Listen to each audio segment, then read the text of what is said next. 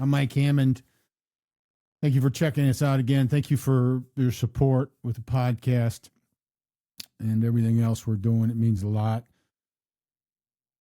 Putting this message out here today on a different matter, a little difficult to kind of figure out how to do this and if it was necessary to do. But in the end, I just have some thoughts that I feel like I need to express. As you've heard me talk about, if you watch the podcast or listen to the podcast, it's been a tough few weeks for the Chicago Police Department family. On April 2nd, Deputy Rick Coyle of the Crittenden County, Kentucky Sheriff's Department was shot in the line of duty.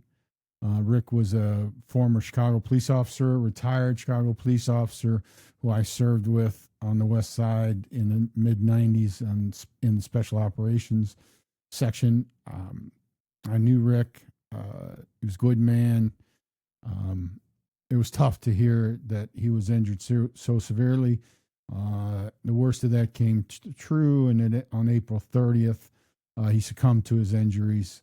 And then on April the 25th, Saturday, April the 25th, Chicago police officers John Bartholomew and Nelson Crespo were shot at Swedish Hospital here in Chicago while they were transporting a prisoner to the hospital. John Bartholomew died on scene. Nelson Crespo continues to fight for his life in the hospital as of even today, which is May the 12th.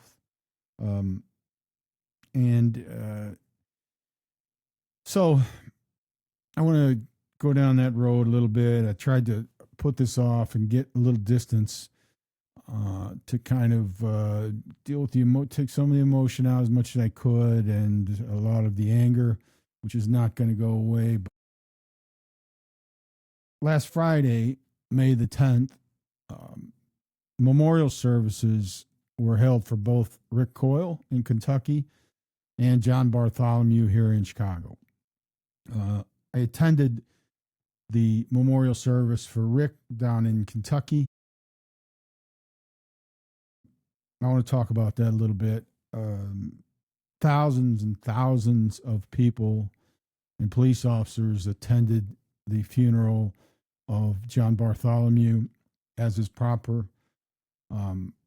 It's a very emotional, difficult thing to get through, but never more difficult than for the family, of course. But as policemen, you feel it in a place that's really hard to describe. I want to go into Rick's memorial a little bit. You know, I thought I knew Rick pretty well. You know,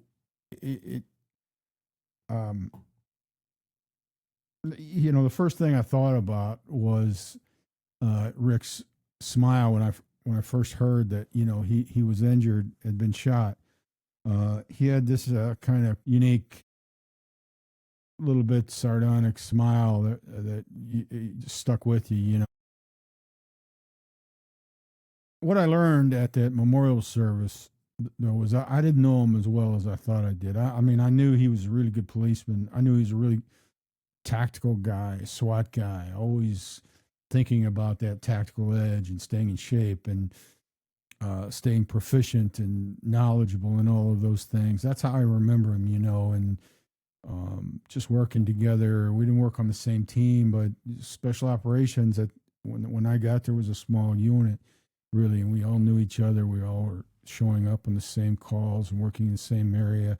And, his friend Dale Willingham, who moved to Kentucky, moved his family along with Rick to Kentucky after they retired. I knew Dale very well as well, also a great policeman. But what I learned at that memorial service was Rick was much, much more than that.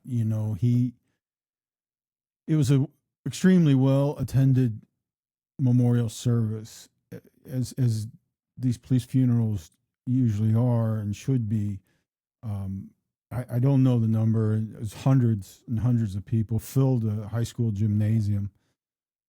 many policemen, hundreds of policemen there, but hundreds of civilians, community people, students, faculty. Because Rick was not just a deputy there with sheriff's department; he was a school resource officer. He was involved with their SWAT program. He took those things very, very seriously, which of course didn't surprise me. But there were things that were said there that uh, were powerful and overwhelmingly emotional, but very heartening. The the sheriff Evan Head spoke, and the principal of the school spoke, the superintendent of the school spoke, a judge spoke, um, and all of them painted the same picture really of Rick, and that was as a guy who put everybody else and everyone's safety up front. A man without ego in the way that he approached everything he did, and particularly powerful was Sheriff Head's speech about Rick, and it just it really resonated with me because as I'm listening to him talk about Rick and how much Rick meant to him and how much he meant to his department, um, it filled me with a lot of pride in him and what he represented as being part of us Chicago police officers, and that really importance of the way he went there and took his ego out of it. There was no big city, I know what I'm doing conversation. It didn't sound like at all. It was, he did know what he was doing at an extremely high level. Um, and he approached it in a way that spoke to the sheriff to the point where they were, not just sheriff and subordinate, but close friends, tactical partners. The sheriff said he learned a great deal from Rick. The principal, the superintendent, they all spoke of how much he taught them and how much he daily was in it and aware and available and was always there when needed and would show up like appear in places that he was needed. That's a phenomenon that is not uncommon among really good police officers. We noticed over the years that you'd see the people that you really respected that were at the top of the game. They would just show up at places and you'd be like, wow, that was, it's comforting. And it's also like, how did they get here so fast? How did they know to get here? How did they, this instinctual awareness that is critical in dealing with dangerous situations. And Rick had that in spades, obviously, at every level. And listening to those speeches, the theme was the same. In fact, by the time the judge spoke, he had a full speech and he said, everybody's covered all the great things I wanted to talk about, Rick. So I'm just going to give you my personal kind of reaction to him and my own personal feelings. And that in itself was moving because, he's talking about Rick as the man that he knew. He had a dramatic effect on that community. And you could feel it and you could see it. I ran into some of the guys I worked with. There was a bunch of Chicago coppers there, which I'm very proud of. Especially it's tough, because we had the one going on here in Chicago. But I mean, those are the things that we try and do always for each other. It's part of the family thing, And I mentioned to two of the guys I was very close with that were there afterwards. I said, this community will never be as safe as it was. But they know it. They knew that and they understood it, and it just, I don't know, there was something about it that was really heartening because I knew 6 hours away in Chicago, thousands of people were attending John Bartholomew's funeral, and those feelings were going on there, but you don't get, except for, the policeman and the policeman's family, you don't get that feeling like the understanding that, hey, our safety is now compromised because of this loss, because of John Bartholomew's loss. It's there. It's definitely there. We are less safe as a society because John Bartholomew is gone. We know that as policemen, and policemen's families know it. And there are people in the community that do. I know that there are, but it's a big city. You don't, I don't know, you don't feel it as immediately as maybe it's just me, but I felt it down there. There is no doubt. It's not all negative, though, because they also realized, Sheriff Head certainly, and the people from the school certainly realized that his presence there lifted all ships, right? They are always going to be safer because of his presence. Maybe not as safe as when he was there and available, but safer still because he was there and he worked with them and he showed them the importance of resilience, not daily, but minute by minute, paying attention, knowing your surroundings, watching out for the kids, talking to the kids, hearing them. I think it was put out, it looks to me, around Valentine's Day of this year. So, a couple months before Rick was shot, but it's a very moving tribute to Rick and the other school resource officer there, filmed by the students, interviewing the students and why they liked both of them, why they felt safe with them there. It is really, it's a moving tribute, and Rick's interviewed there, and you can hear him describing in his own words why it was important to him. Again, taking all of the anger out of this as much as I can, and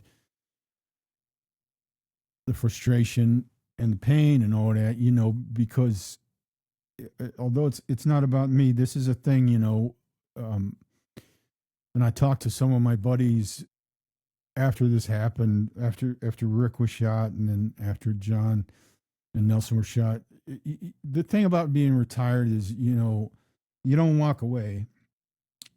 You do. I mean, I guess there are people that do, that they move on and they go play golf and they go fishing, and God bless them. I got no complaint with that. I wish that was true for all of us. But mostly, I think when you make the decision, this is who I am, this is what I do, you don't shake it. You cannot shake it. It always is there. And so when things like this happen, it's a weird set of emotions. It is the grief of knowing the loss and what the families are going to have to go through, the feeling of real loss for the community and what we know it means for the community, and this feeling of kind of helplessness of being retired and really kind of being able to do nothing except talk to each other and kind of work through the emotion and try and be supportive of each other, try and be supportive of the families and that when you can. All of that was condensed and so immediate down there in Kentucky, being, a smaller, tight-knit community that it appears to be. It was just a very powerful thing to witness and see, and an amazing tribute to Rick. It's not going to replace him, obviously. It's not going to replace him for his family, but boy, it meant a lot, I think, and it certainly meant a lot to me. I hope what can be taken from this, from the kind of macro for all of us, is the importance of the work that's done, the sacrifice. I think most people understand that when we lose an officer like that, people are great for the most part. There are always outliers, whatever, but mostly, even still, I get calls from people say, "Hey, I'm sorry, I heard about policemen." Now, I don't even know if I know them or not, but they just understand the gravity of it and what it means. And if you've done it for a while and you've been around it for a while, this becomes unfortunately common, much more common than we care to really think about. But um, these guys are. I wouldn't put myself through the mental toll of trying to figure out how many of these I have seen or been through or personally witnessed. Um, but again, whatever. It's not about me so much. I think it's important to get this message out there in the most non-condescending way that I can say this. I'm so proud of Sheriff Evan Head down there, and the way he handled himself. This has got to be a crushing thing. I know how it is here, and again, we have this big support network here. I don't know what kind of support network a sheriff has in a smaller community like that, because he's the man. He's the man, and I admire him a great deal just based on the speech he gave and what I heard about him down there. And the people of Crittenden County have a fine leader based on what I saw. I've been around a lot of policemen. I've been around a lot of great police officers, and I think they're in good hands down there with Sheriff Ed. So I don't know. There's not a lot more to say. I will say, I think for the retired guys that I've talked about and the emotion that we go through, the coppers that are still out there working, the men and women of the Chicago Police Department and every police department, the Crittenden County Sheriff's Department, certainly,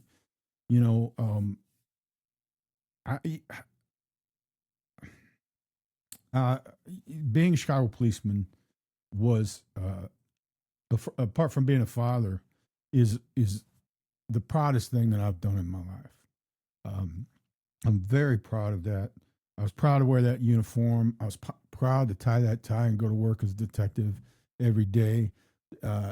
Did I live up to Rick's standard every day? Hell no, I did not. I tried my best. I worked hard, I think. Could have done more,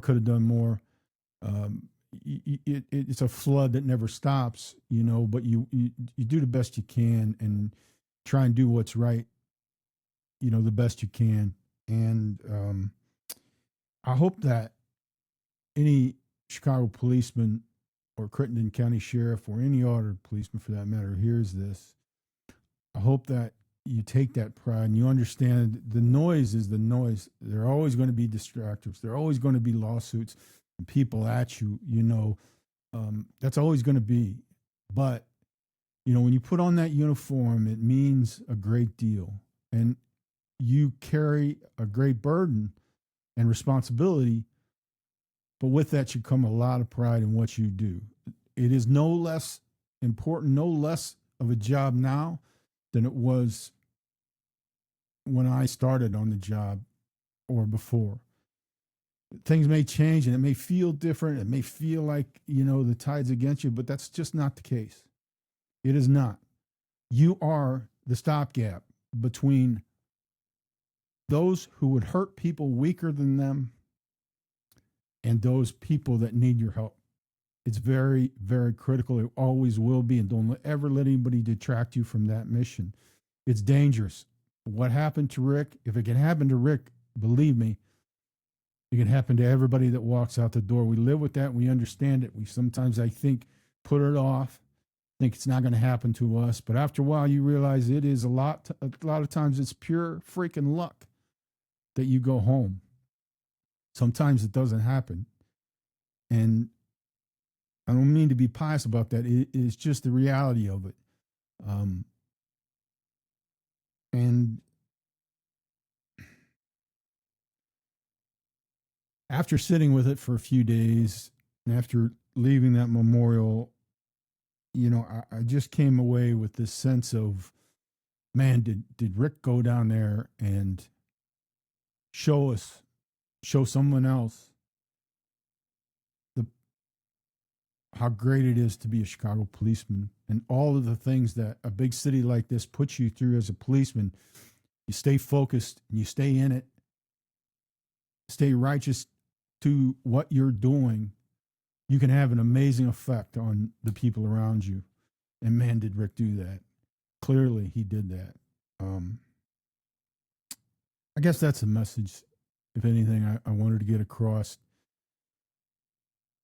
I appreciate the support. I appreciate all of you who've reached out and attended both services and have sent kind words and called, the police families that or walked up and gave your condolences to a policeman on the street. It means more than you could ever imagine, because we do at times feel like everything's against us, and you have to fight that. But when people walk up to you and say, "Hey, thank you," or "I'm sorry," it brings it back, to that pride and mission, So I'm sure there's more. I've kind of stumbled through this. I apologize. I didn't script it. I didn't really know how to approach it exactly, but I didn't want to just let it go because the experience down there really, had a very strong effect on me. So that's all. Rick, man, you're a damn warrior. And I'm lucky to have spent time with you. I am. John Bartholomew, same. You go out, you do the job, and you take huge risks. You try to take precautions against those risks, but there's no protecting all the time. You can't do it.